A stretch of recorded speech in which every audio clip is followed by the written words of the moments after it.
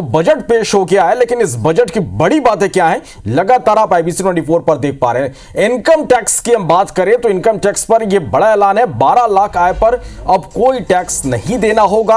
आप समझिएगा 12 से 16 लाख आय पर 15% टैक्स लगेगा। 16 से 20 लाख आय पर 20% टैक्स देना होगा। इसके साथ ही 20 से 24 लाख आय पर 25% टैक्स लगेगा। 12 लाख तक आय पर कोई टैक्स नहीं देना होगा, यह बड़ी राहत है। 12 लाख तक आय वालों को 80,000 का इससे फायदा होगा। 1 लाख महीने की सैलरी वालों को कोई टैक्स नहीं देना होगा। नौकरी पेशा के लिए सबसे बड़ी यह खबर है। ITR जमा करने की समय सीमा भी अब बढ़ा दी गई है। तो बजट की ये बड़ी बातें हम आप तक पहुंचा रहे हैं। इनकम टैक्स में बड़ा बदलाव होगा। अगले हफ्ते नया बिल सरकार लेकर आएगी।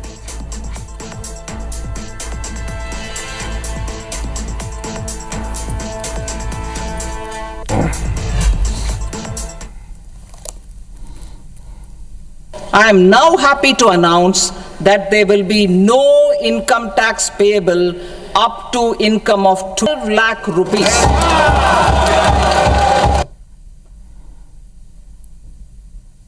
Quality and competitiveness of India's footwear and leather sector, a focused product scheme will be implemented.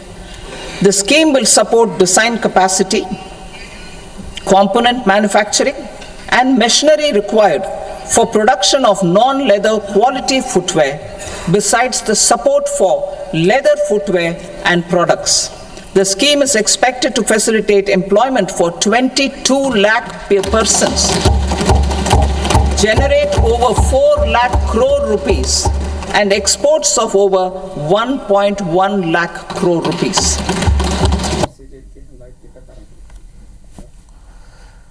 On the National Action Plan for Toys, we will implement a scheme to make India a global hub for toys. The scheme will focus on development of clusters, skills, and a manufacturing ecosystem that will create high quality, unique, innovative, and sustainable toys that will represent the Made in India brand.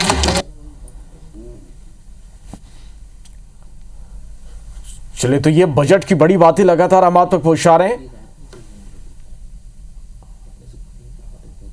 New income tax bill अगले हफ्ते आएगा। Smartphone, TV और electronic कारें सस्ती होंगी, ये बड़ी राहत है। कैंसर जैसी गंभीर बीमारियों की 36 दवाइयां ड्यूटी फ्री होंगे।